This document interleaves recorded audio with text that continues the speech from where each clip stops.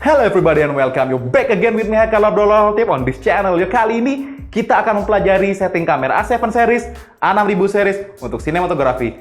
Let's check this out.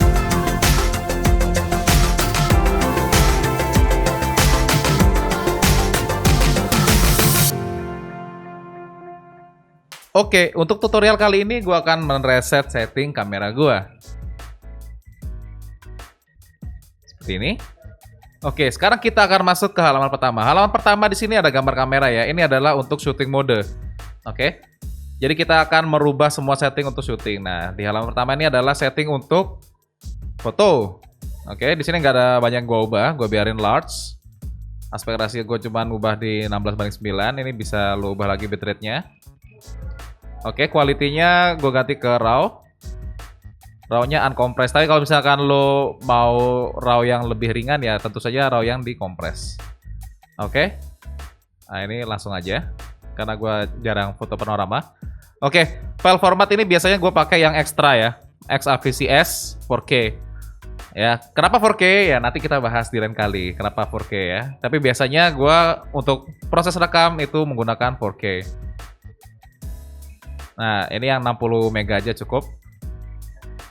Nah, untuk drive-nya biasanya gue pakai high karena biasanya gue untuk memfoto itu biasanya butuh ngambil gambar banyak supaya banyak opsi. Nah, ini ada red eye reduction. Jadi ketika kalian menggunakan flash, ya ini bisa untuk menghilangkan efek mata merah. Oke. Nah, untuk fokusnya tuh biasanya gue pakainya automatic yang continuous, ya. AF continuous. Next, fokus areanya white. Illuminator biasanya gue matiin ya, jadi tidak mengganggu. Jadi nggak terlalu fungsi juga kalau menurut gue, saya karena di sini gue pakainya A7R2. Jadi bahkan dalam keadaan low light pun dia masih bisa mengejar fokus dengan cepat. Track speed biasanya gue setting ke fast, high. Soalnya ini settingan buat review ya, jadi butuh speed fokusnya cepat. Oke, ini standar lah. ISO kita ganti manual.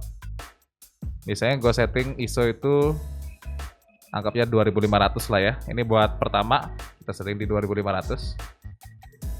Nanti kita bisa ubah-ubah nanti di lapangan.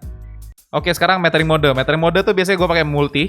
Oke, untuk white balance biasanya gue menggunakan CTEM ya, custom temperature. Yang ini yang gambar Kelvin. Diklik kanan aja, habis itu di setting. Biasanya gue untuk permulaan tuh gue setting di 5000 Kelvin atau di 4000 Kelvin. Ya karena rata-rata lighting ya segitu. Jadi gampang untuk koreksinya nanti. Atau misalkan ambil tengah-tengah lah biar gampang ya.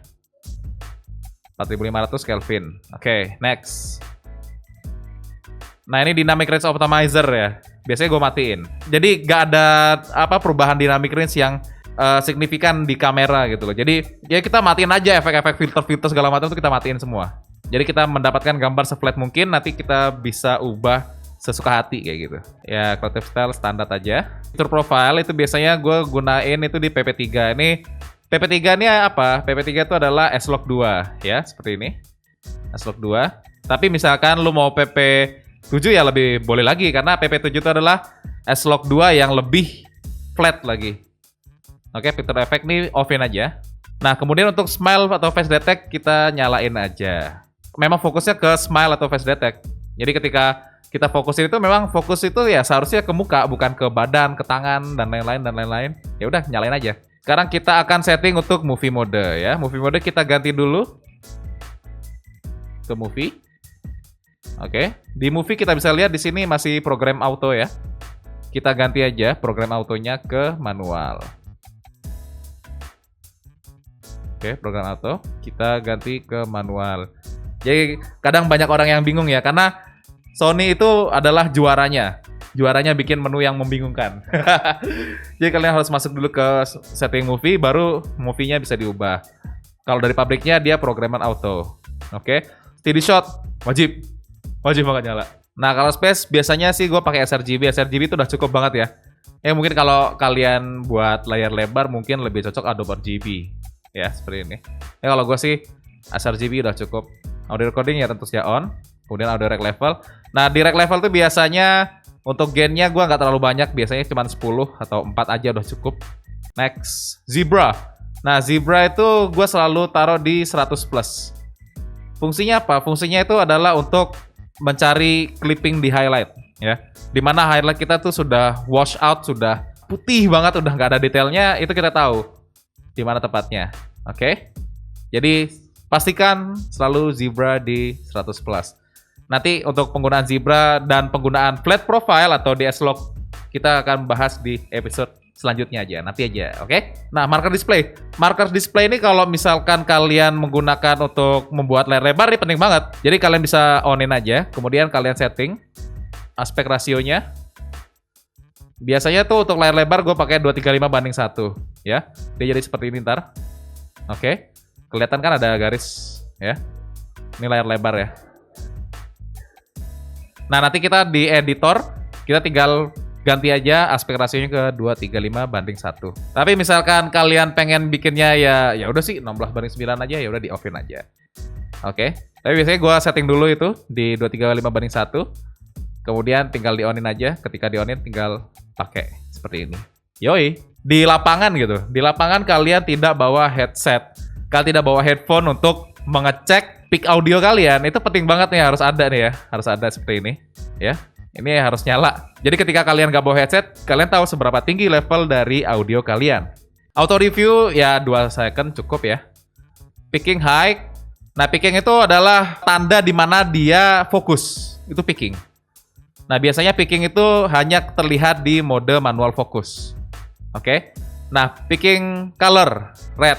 Kalau misalkan kalian pakai warna putih, wah, warna putih itu ntar kelihatan sama warna cahaya.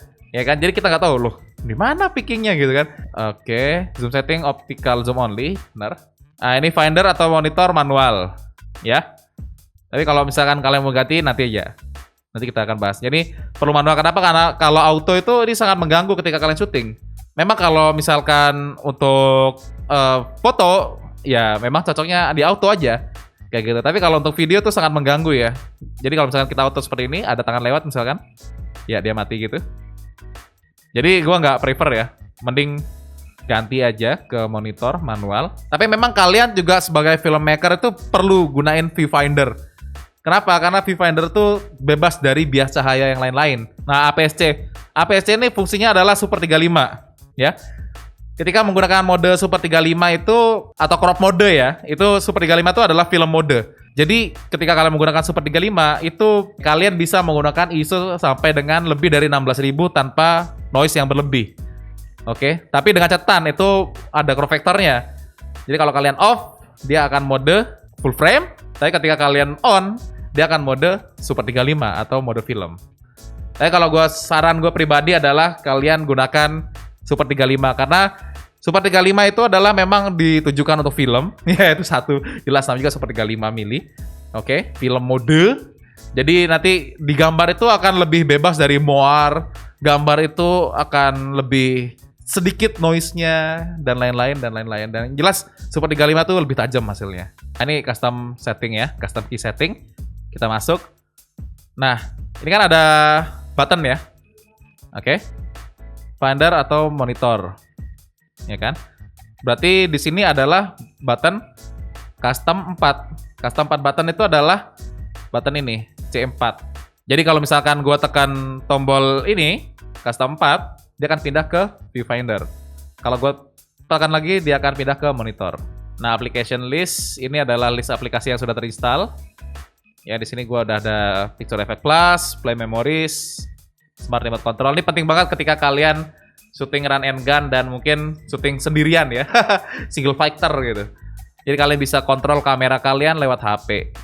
Seperti itu ya, kurang lebih kayak GoPro-GoProan gitu. Settingan brightness ini gue biarin aja. Jadi memang dari pabrik banget. Nah, volume setting full. Nanti ketika udah punya external recorder ya, ini perlu nih ada main setting. Tapi karena belum punya, ya udah biarin aja. Oke, internet setting reset. Oke, sekian dulu dari gua Haikal Abdul Latif. Nah, di sini gua menggunakan kamera A7R2. Kalian bisa copy, kalian bisa tiru settingannya di kamera kalian. Tentu saja ya Sony A series ya. Jadi Alpha series itu yang bisa digunakan setting tadi tuh ya seri A6000 dan seri A7. Oke, A6000 series, A7 series. Oke, semoga bermanfaat. Gue Kaleb Latif dan terus berkarya.